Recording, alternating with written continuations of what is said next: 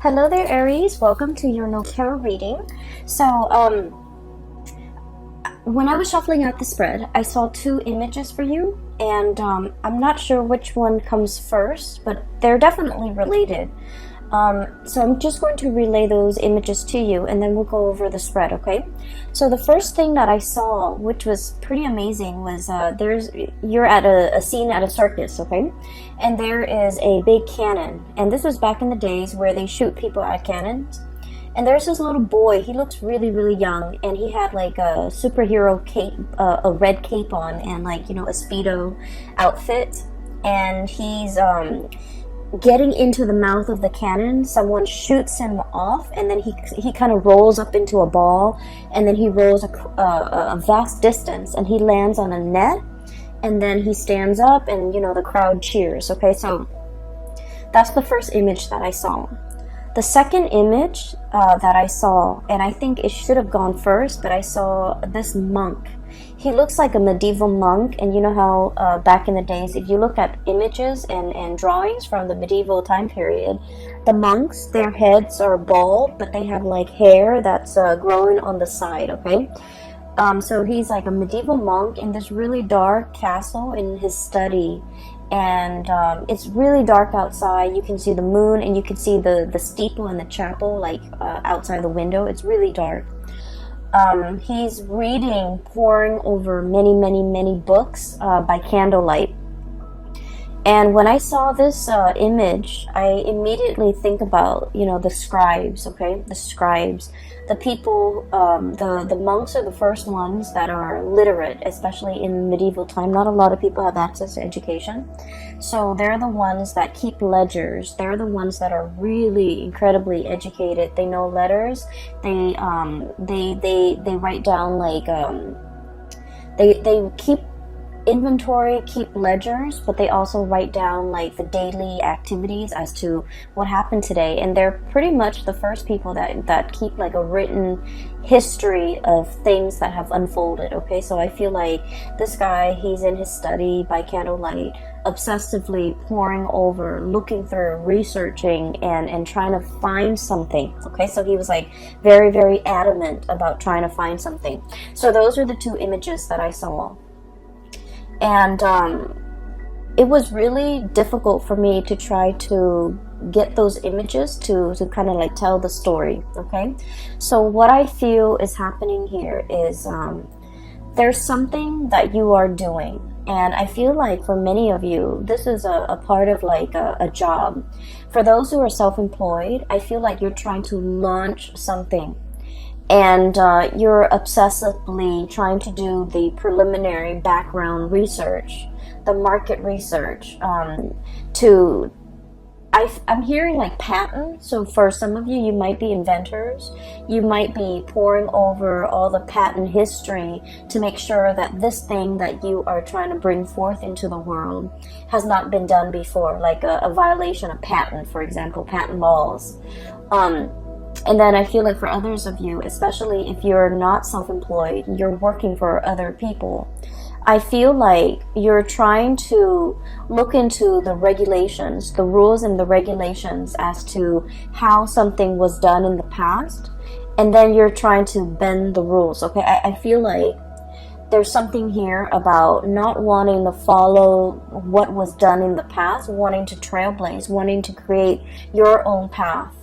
And I feel like you don't have a precedent. You don't have the thing that comes before for you to guide you. You're kind of starting from scratch. You're starting on your own. And I feel like there's a lot of risk associated with it, okay? Hence the little kid being launched out of the cannon, okay? So I feel like in some way physically you're thinking how is this going to work? What exactly is it going to look like? And so it hasn't been done before, so you don't have an example to go by. You just have the idea in your head, and you're trying to bring it forth into the real world. And the real world is constrained by the law of physics. And so you're just, trying to do that research into a field or into an area, a specific a specific field that you're not very familiar with, okay?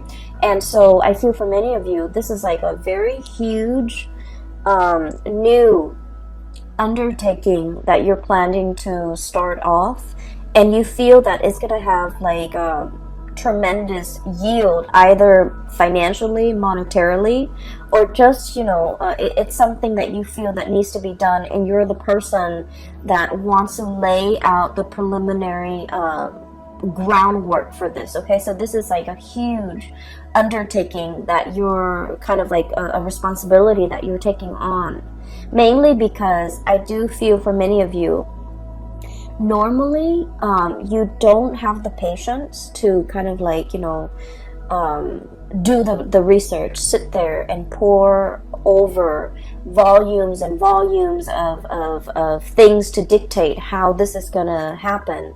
But for some reason, for some of you, you might be personally invested in it, or you might feel like, no, this is the right thing to do. I want to do it right, or I want to do this for somebody. There's like an emotional connection, or like an emotional reason why you want to do it.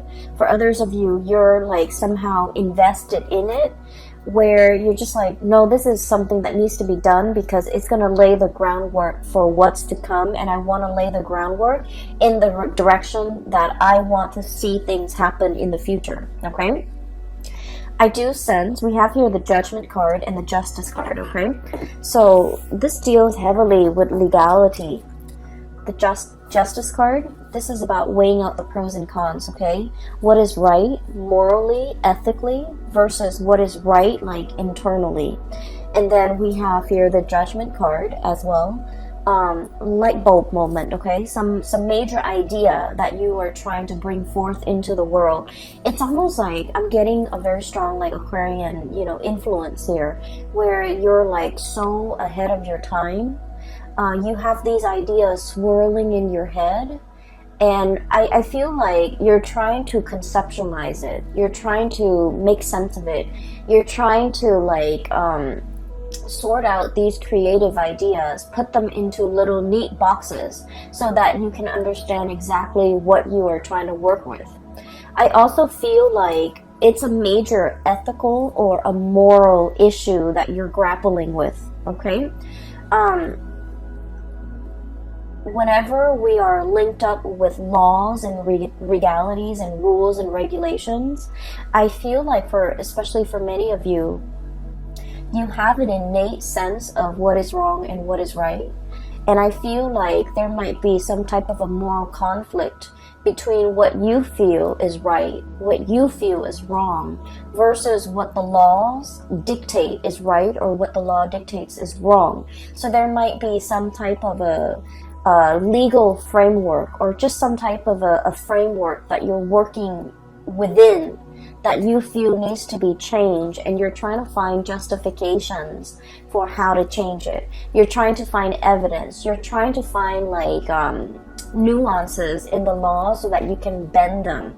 And I feel like you're doing this because internally you're driven by your own sense of what's right and what's wrong. And so you're trying to, you know, shape it or fashion it in a manner that speaks to you. So I feel like for many of you, there might be a situation in a work environment where you're just like, this is not fair. This on paper, it says this, but in my mind, in my head, in my heart, it feels wrong. And so you're trying to, you know, find a way to get around it, is what I'm sensing. Okay, so this is coming in really, really strongly. And then going to the second image, this is what I'm sensing here, is there's a situation where, once again, you know, you're trying to bring things forth into the world. It requires a lot of background research from your side. And the more that you read, the more ideas come to mind. But I feel like there isn't like a running thread to string all of these ideas together. And so in that way, you might feel like you're kind of ill-prepared to make the connections, to make the dots, to connect the dots in some fashion. And you also feel like you might need to speak to a specialist. You might need some type of an expert in their field in order to help you, in order to conceptualize, not only conceptualize, but like to draw out how it's going to be implemented or how it's going to be made in the real world. Okay, and I feel like there's somebody coming in, someone who's an expert in their field. We have here the Queen of Swords. I usually think of this as someone who is super rational, okay? They work with rules, they work with laws, they work in the legal profession, and they are also, their mind is really, really fast when it comes to making connections, connecting the dots between one disparate idea and connecting it to another. So I feel like if you're kind of like fumbling around in the dark and you're just like, I need help, I really don't quite understand how to make sense of everything that's in front of me, the more research I do, the more I read up on something, the more confused I get, or the more ideas that come out of it, and I just feel scattered and I feel all over the place. I feel like you have an expert coming in that is going to be able to help you through this process, that's going to be able to make sense of it for you. For some of you, I do feel like, you know, it's just like there are too many things, too many interests, too many hobbies, too many ideas you want to get off the ground, and you don't even know what to do first. So I do feel in a way that the solid groundwork has not been laid, and you're still in that process of doing that. So I just want to say as well, you know, there is a Mercury retrograde that's going to permeate the entire month of November. It starts on the 31st of October, and we're going to be in the Mercury retrograde period for about 3 weeks of November, and the last week is pretty much the shadow period. So this is a time to really lay that foundation, lay that groundwork, do the preliminary research, make sure there's no holes in your theories, and make sure that everything is done. And I keep hearing like conceptualize. Make sure that you have a very, very, very solid foundation laid out before you start doing anything. And the time for you to start doing anything should be outside of this Mercury retrograde cycle. So I would say the month of December looks really, really right, especially if we are in the time of Sagittarius, which is a fellow fire sign. You know, when the sun is in Sagittarius, it's going to make a trine to your sign, Aries, and it's going to it's more conducive for, you know, bringing you recognition, bringing you into the limelight, and making sure that your plans and ideas and whatever you're trying to implement is foolproof, because you're going to get a lot of visibility. And so I feel like the month of November is not really the time to draw attention to yourself because of the Mercury retrograde period. It is time for you to kind of lay low, pour things over, understand things, read up on things, do the preliminary research, have all those ideas floating around. You don't need to string them into any type of a coherent thought.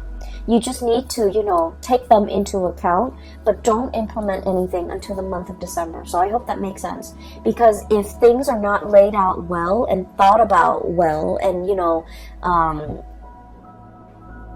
I want to say, if they're not done well, by the month of December, when the limelight is on you, or when the spotlight is on you, that's when, you know, all the holes in your theories will start to show, okay?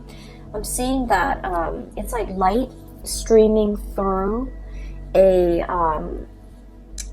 it's almost like a window with curtains, and then light streaming through. If there are holes in the curtains, you're going to start to see those holes cast a shadow, and you're going to start to see the light.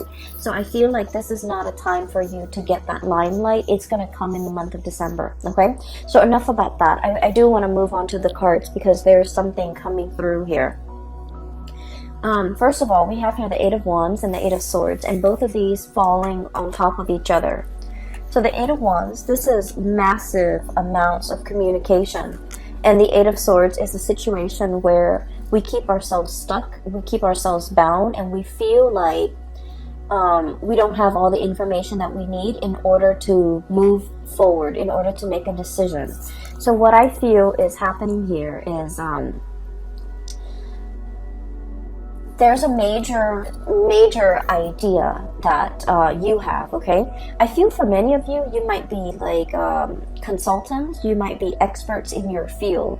You are kind of like that, you're kind of like that voice of ingenuity, that voice, it seems to me like your judgment, guiding light, okay?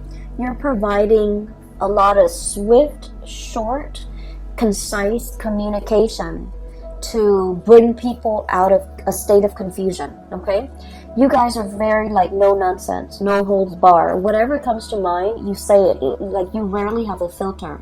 And I feel like because of this carefree, a lot of people might think it's reckless, but what I feel is it's a childlike innocence. It's sort of like, let's just do it first and then read the instructions later. Okay, let's just rely on our intuition to assemble this thing without having to read the instructions, because we all know, you know, intuitively where things are supposed to go. And you have that kind of like blind faith where you're able to like get things done, push people along, move people along. And I'm sensing, you know, start things off the ground, get things off the ground, get things running, inspiring people, and making, like, not letting people make excuses for why they're not getting things done. So I feel like you're kind of like the voice of, not so much the voice of reason, but like that light in a tunnel to help guide people along, because you're very, very bold and brave, and you venture into unknown territories. What I'm sensing here is, there's definitely a situation where you're kind of like guiding somebody, and I feel like there's legality, like legal issues surrounding it. And once again, I mentioned before, you know, the whole sense of legality. What is right, what is written down as, you know, the law of the land, you don't agree with it, okay? You feel like there's something lacking here. It's the law or whatever's written down is very, very self-serving. So you're trying to find a way to bend this situation. And so many of you are kind of like working behind the scenes. Many of you are trying to find loopholes. Many of you are trying to find ways to get around things and to do exactly what you want. Like, I'm sensing finding shortcuts, finding like the quickest point from A to B without having to circumnavigate, you know, like without having to kind of like dodge obstacles left and right. How do we shoot from here to there in the quickest manner, okay? Shooting out of that canyon. And so as a result of it, I feel like you're in a position either to guide people from all the obstacles that are kind of like strewn in their path. You're trying to find the quickest route from A to B to guide others. And you're trying to find as well kind of like the boldest move for you to make. And I feel like you're just going to land on your feet, okay? Like that kid being shot out of the canyon. If you're in a position where you feel like, I don't really know, you feel shaken, or you feel like, I don't really know how to realistically implement this in the real world, I feel that it's going to really take off for you. So that state of confusion where you're not able to make a decision, there's going to be that light bulb moment that will allow you to know how to move forward, that will allow you to know how to move on. Okay, so I feel like the energy is very, very conducive for having some type of a major breakthrough. You're getting like spiritual advice, you're getting a lot of information to, if it's like a long-standing problem and you've been mulling it over for some time, and you felt like the more research you do, the more confused you are, it's going to hit you in a way where you're going to be able to find the simplest way to get from A to B, to solve your problems, to jump over your hurdles, to kind of blast through these obstacles in order to move on, okay? I'm also sensing here a very significant person that's going to be entering your life, okay? We have here the Queen of Swords. So this is air sign, air energy, Aquarius, Gemini, Libra. And what I feel is, for those of you who are dealing with an air sign, or even dealing with somebody who's a little bit more on the icy end, They ask a lot of questions. They try to really understand you. I feel like polar opposites. Okay, so your polar opposite might be Libra, and Libras are kind of like the lawyers of the zodiac. They like to ask questions. They like to see both sides of the story. They like to they ask a lot of questions because as an air sign, they like to know. They like to learn. They like to understand things from with like they like to have like a holistic view of a situation before they form their opinion or make up their mind. And so if you're dealing with someone like that, it doesn't have to be an air sign. It's just they exhibit the energy of someone who asks a lot of questions and they want to understand. You're going to feel a little bit like you're under scrutiny, like you're under a microscope. Like they're judging you, or they're judgmental, or they're trying to poke holes in your theories. But what I feel is, in the process of interacting with this person, they're going to make you stronger. They're going to make you able to defend your ideas, defend your beliefs, and to solidify and strengthen your ideas and strengthen your beliefs so that your theories have no holes. Your theories are foolproof. So I feel like you have somebody in your midst that is like this. And what I'm sensing is, for some of you, this might be like a romantic partner who you feel might be overly critical. You feel they might be a little bit cold, a little bit distant, a little bit contrarian. You say one thing and they don't really see things that way, so they offer their opinion. And you guys have had a lot of clashes in the past where you don't see eye to eye. I honestly feel like they might have belittled you by the way in which they interact, by the questions that they ask you. You feel like they don't support you, or you feel like they're constantly poking holes in your theories. And what I see in this spread is this person doesn't mean to do that. And I feel almost like I'm seeing like, walking around on eggshells, okay? I feel like you felt a little bit judged. You felt a little bit like you couldn't be yourself. You felt uncomfortable. And you didn't understand why. You felt like they didn't trust you, or you felt like they just, they shoot down your ideas. You felt very unsupported, okay?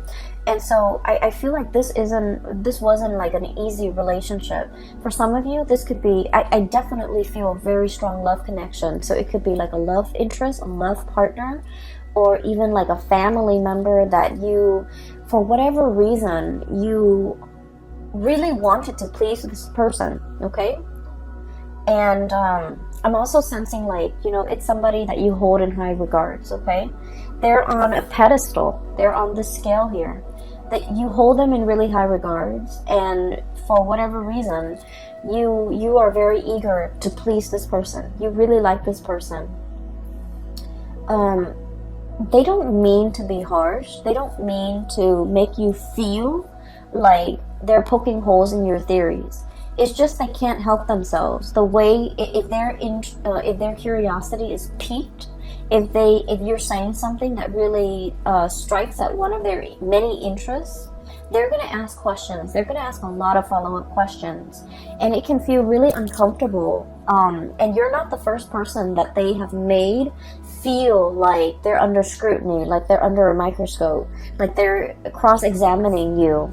You're not the first person, and I feel like this person has a tendency to do this, and I feel like they isolate a lot of people.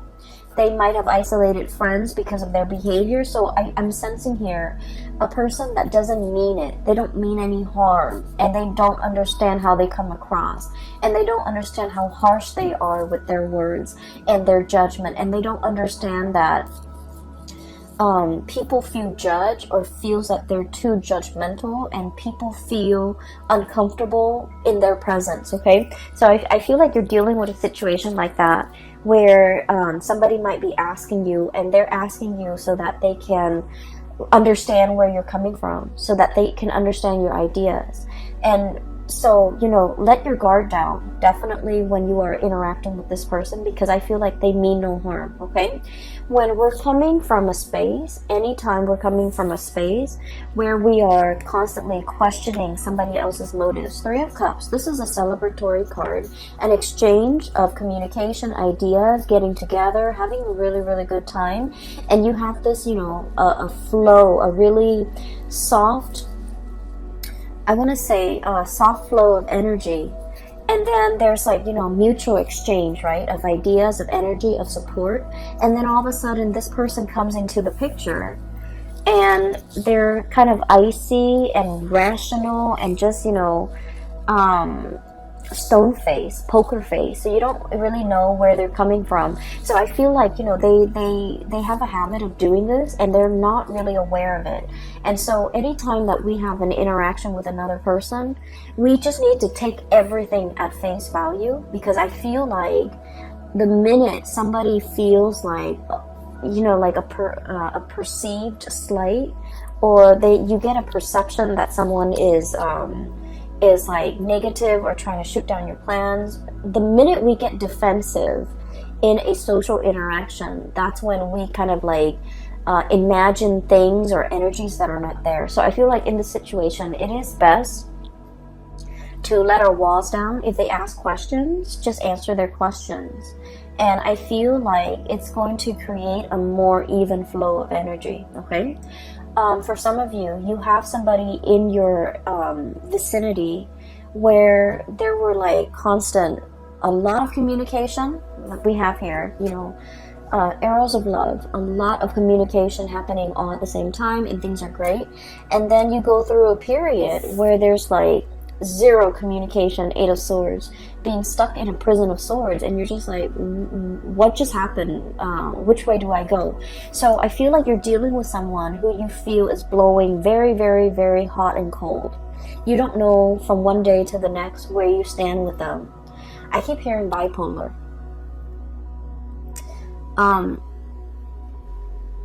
And I'm also hearing as well somebody who's very stuck in their head, and they might have like a gazillion things or a gazillion ideas that they're working on. So they're jumping from the realm of the mind.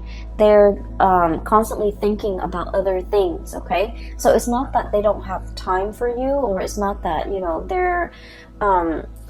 I feel like they're very, very busy, and I know that sounds terrible. There's no excuse. You know, if you really want to make something happen, if you really want to reach out, you want to prioritize communication or a specific person in your life, being busy is no excuse. We find time for things and for people that matter.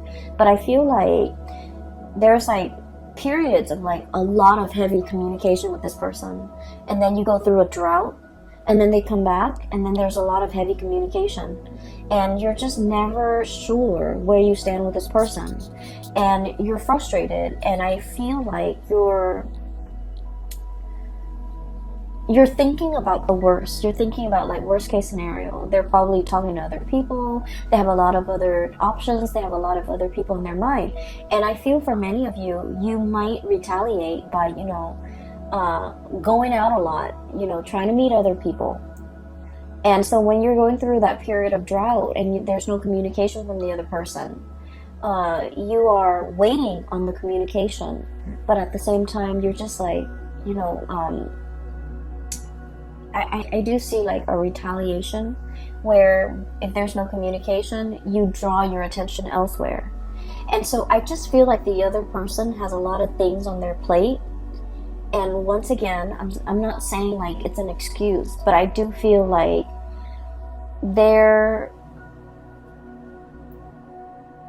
I'm sensing like you and the other person, the way in which you do things are very different. And so there's lack of understanding from your end to their end, where they're coming from, why they're like this. And then from their end to your end, there's lack of understanding why you need certain things. You might need a lot of communication, and I feel like they need a lot of downtime. Does that make sense? So I feel like that's you're like polar opposites, and the way in which you need others, the way in which you express love, the way in which you express concern, and you know, The ways in which you show affection is very, very different. You might need that entangled, constant communication, a lot of validation. They need a lot of distance and alone time and downtime, okay? If the connection is there, in their mind, it's already there. We don't need to, reinvent the wheel. We just need to have separate lives. So I definitely feel like one person needs a lot of intimacy and reassurance and attention, and then the other person needs a lot of me time, a lot of downtime, a lot of space. And there's a potential here for the two of you to kind of like bridge this divide and to be able to kind of understand where the other person's coming from. I don't see like a situation where there's like